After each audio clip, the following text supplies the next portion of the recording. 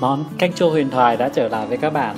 Có rất là nhiều cách nấu canh chua, nhưng hôm nay mình sẽ nấu một cách rất là đơn giản với một con cá cực kỳ kỳ lạ.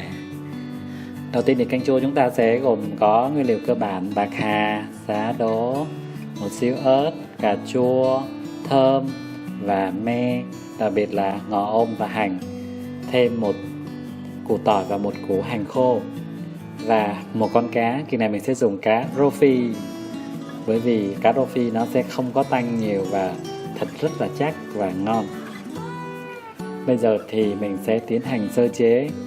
Mình sẽ gọt bỏ cái cây bạc hà vỏ này đi ha. Việc gọt vỏ này rất là dễ, một con dao bình thường các bạn cũng có thể gọt được. Mình đã rửa sạch rồi nha. Rồi tiếp theo thì đầu bắp mình sẽ cắt núm và đầu. Miếng thơm thì mình sẽ bỏ ruột ha. Còn một ít mắt chưa cắt xong này.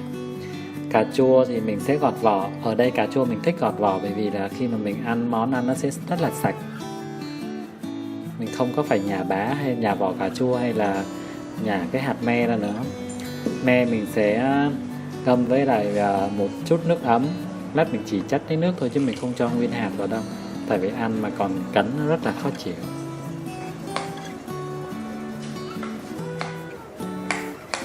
Bạc hà thì mình sẽ xắt lát theo dạng miếng ha, vừa ăn. Bông sái rất là thích, ước gì sái hoài. Đầu bắp thì mình cũng sẽ cắt bát, cho ít đầu bắp thôi thì nó sẽ không có nhớt món này.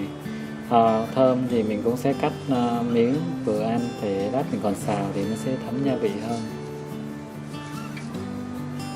Cà chua thì mình sẽ cắt múi cao to ra thì nấu nó không bị bể, lên món ăn nó cũng đẹp, và ai thích ăn cà chua thì có thể gắp nguyên miếng được. Tại cắt nhỏ hơn thì nó sẽ bị rất là nát cái món cà chua ra. Mình sẽ băm tỏi và hành. Tỏi và hành là hai thứ không thể thiếu được trong món canh chua này.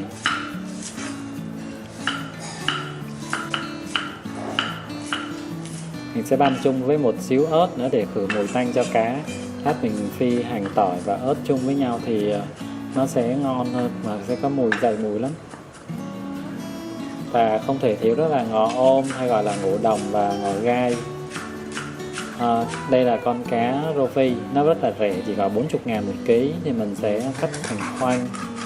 Cá rô phi thịt thì nó sẽ rất là cứng và ngon. Con to như vậy thì nó sẽ ít xương lắm, không có nhiều xương như mọi người nghĩ đâu. Thịt thì nó cứng, và đặc biệt nấu canh chua thì nó lại không tanh nữa. Con này khoảng 600g, mình sẽ cắt thành 3 khoanh. Đây là toàn bộ những nguyên liệu mình đã chuẩn bị xong, và bây giờ mình sẽ tiến hành vào gian bếp để nấu. Mình sẽ cho một xíu dầu ăn, rồi phi hành và tỏi và ớt đã băm cho thật thơm. Các bạn đừng hít sâu nha, cái này là có ớt nên hương nó sẽ cay lắm. Sẽ bị sặc đấy. Mình sẽ cho cá vào để chiên sơ, không cần chín, chiên rất là sơ và cơ bản. Cái chảo thì hơi nhỏ, con cá thì hơi bự xíu, nhưng không sao, nấu vừa ăn, và mình cũng là fan hâm mộ của cá nên là rất thích ăn cá. Nó vừa chín tới cháy mặt thì mình sẽ đảo đi ha.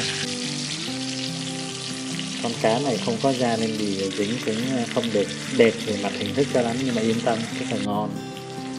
Rồi mình sẽ bắt cá ra nè, để lát nữa mình sẽ cho vào sau. Bây giờ mình sẽ đi tiến hành cho thêm một ít cho phần tỏi băm còn lại ha.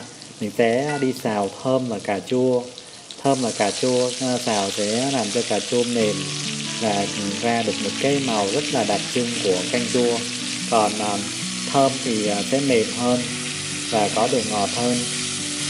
Mình sẽ xào cho cái này chín một xíu nha, cho màu nó được đẹp. Rồi mình cho một xíu muối để cho nó mềm nhanh hơn. Wow, cũng khá là thơm rồi đó. Mình sẽ cho nước vừa ăn ha. Rồi nấu cho cái phần nước này nó sôi lên trở lại là được. Mình mua cái bếp ga này nó sôi rất là nhanh, siêu tốc luôn. Bây giờ thì phần nước dùng đã sôi rồi, mình sẽ cho thêm cá đã chiên sơ lúc nãy vô để nấu cho chín là ăn, có thể ăn được. Bắt đầu có hương vị của canh chua. Mình sẽ cho thêm nước cốt me vào để cho cá nó mau chín và nước nó thấm vào gia vị ha. Mình không có cho hạt bởi vì hạt cho sẽ không có ngon lắm, ăn là phải chừa ra. Rồi nước sôi trở lại là mình sẽ thêm rau bạc hà, thêm cho bạc hà trước rồi cho giá sau. Mình sẽ nấu cho món ăn chín hơn. Mình sẽ nêm thêm các gia vị còn lại gồm một xíu muối, đường, tại vì món này khá chua và nên mình phải cho nhiều đường cho ngọt cân bằng.